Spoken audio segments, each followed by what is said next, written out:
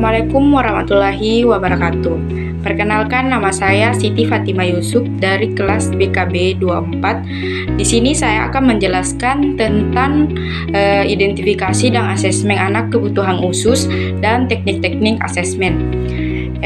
Dan di sini saya akan langsung saja menjelaskan apa itu anak berkebutuhan khusus atau ABK.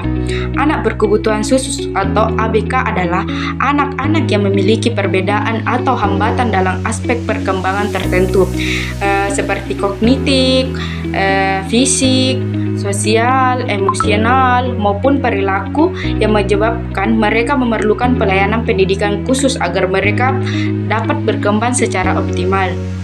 Adapun jenis-jenis ABK yaitu 1.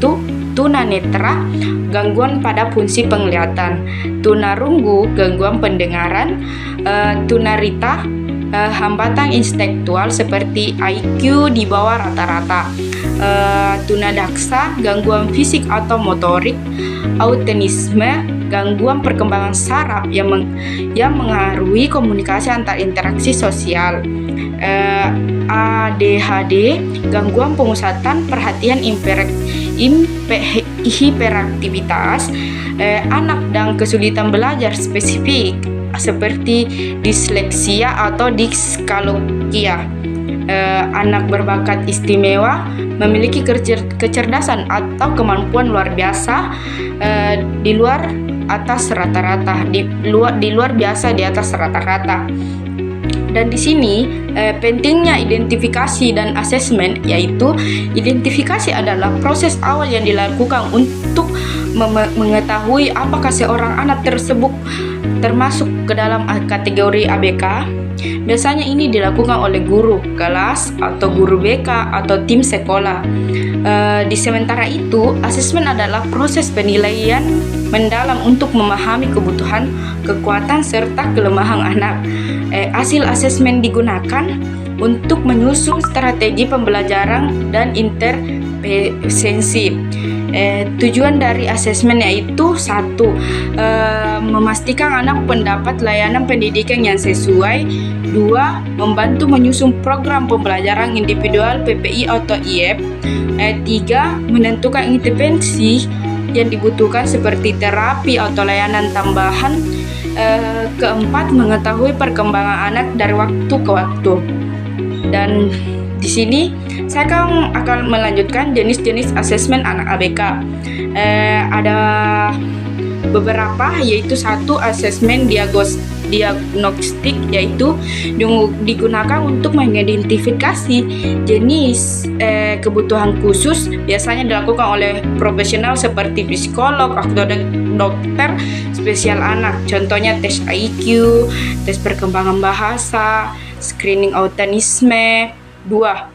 Asesmen formatif dilakukan selama proses pembelajaran berlangsung untuk memantau sejauh mana anak memahami materi ini, membantu guru menyelesaikan metode pembelajaran. Contohnya itu observasi selama belajar, kuis ringan, atau catatan harian guru. 3. Asesmen sumatif menilai pencapaian anak pada akhir periode tertentu. Biasanya digunakan untuk mengetahui efektivitas program yang telah dilakukan. Contohnya itu ujian akhir semester, laporan perkembangan triwulan. 4. Asesmen autentik.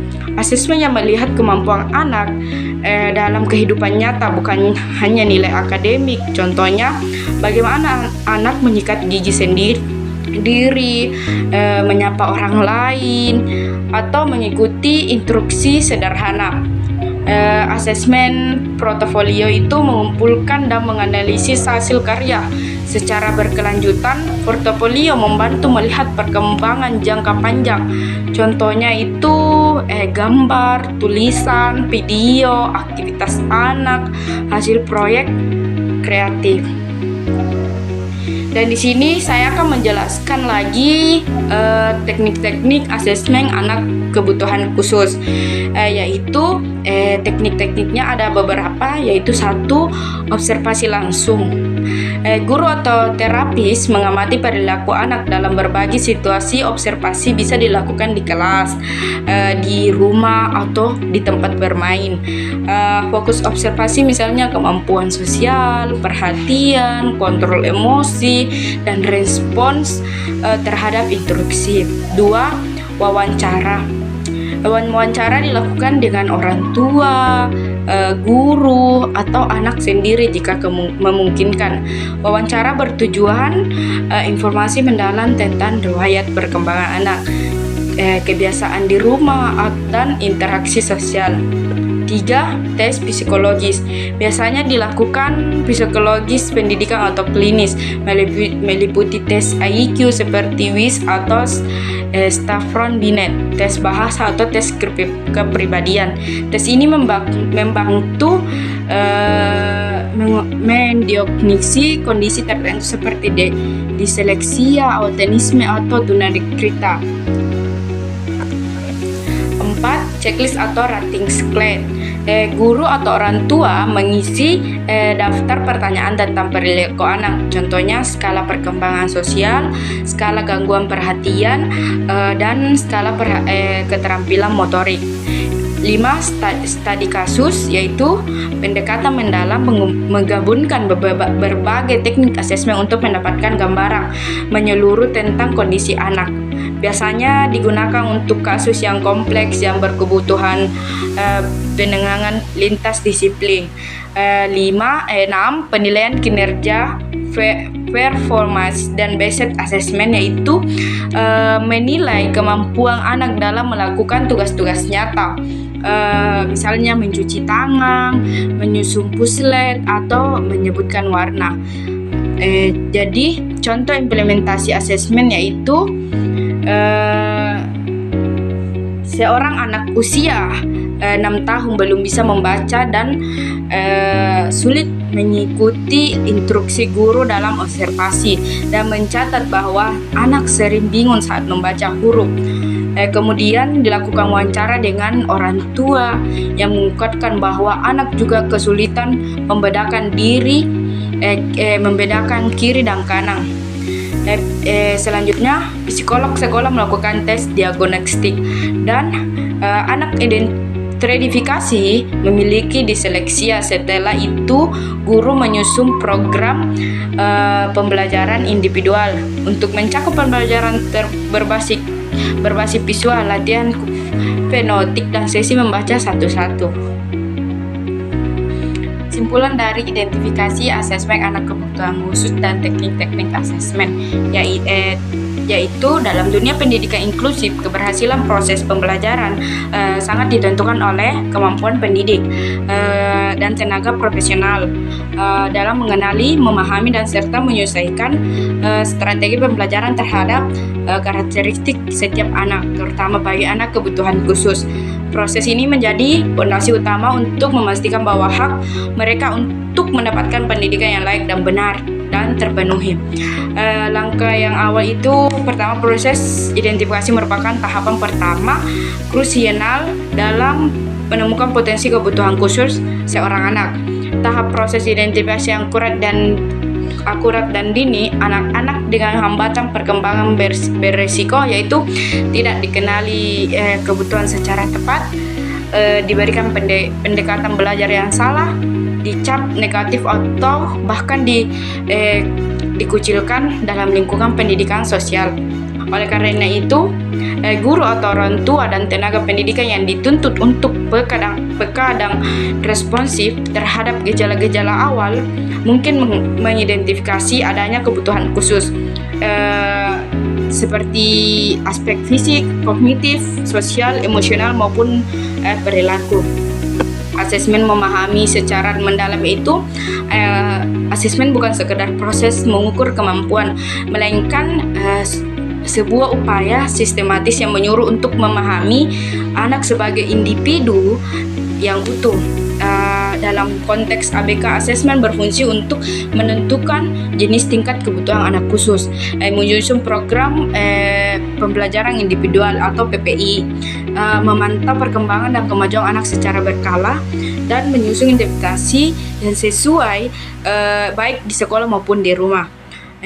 Asesmen harus dilakukan secara berkesinambungan, kolaboratif, dan multidimensional, melibatkan berbagai pihak, guru, psikologis, terapis tentu saja, atau keluarga. Teknik-teknik asesmen, alat menuju pendidikan yang tepat, yaitu untuk menjamin asesmen berjalan efektif. Berbagai teknik digunakan secara lain, yaitu 1. Observasi langsung di lingkungan belajar anak. 2. Wawancara dengan orang tua atau guru. 3. Instrumen formal seperti tes IQ, perkembangan, screening, dan diagnostik. 4. Checklist and rating scale sebagai bantuan penilaian kualitatif. 5. Asesmen portofolio dan merekam proses hasil belajar secara natural. 7. Analisis tugas untuk mengetahui titik-titik hambatan dalam aktivitas sehari-hari. Kolaborasi untuk kunci dalam pelayanan anak BK itu satu hal yang tidak bisa diabaikan dalam identifikasi dan asesmen ala itu pentingnya kerjasama lintas pihak. Guru bukan satu-satu aktor atau proses ini. Orang tua, psikolog, dokter, dan tenaga terapi memiliki peran yang sangat penting, yaitu memungkinkan informasi yang dapat digunakan dari berbagai asesmen menjadi valid, objektif, dan menyeluruh. Dengan demikian, keputusan pendidikan diambil menjadi benar-benar sesuai dengan kebutuhan anak. Pendekatan berpusat pada anak, yaitu esensi dari seluruh proses identifikasi dan asesmen ini adalah memberikan pengalaman yang benar, manusiawi, dan bermakna adil bagi setiap anak.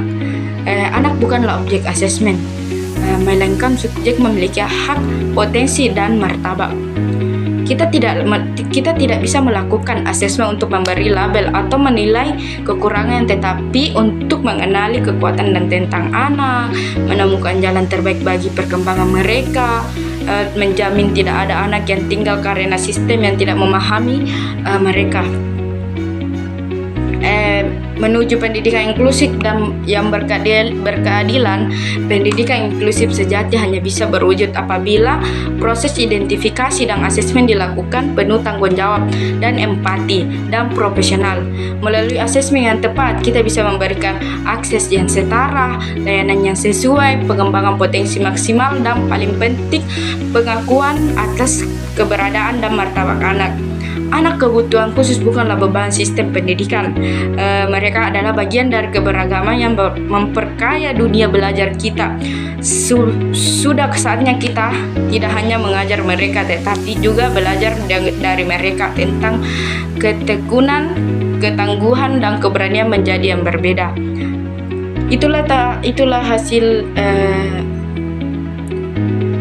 penjelasan dari saya. Sekian, wassalamualaikum warahmatullahi wabarakatuh.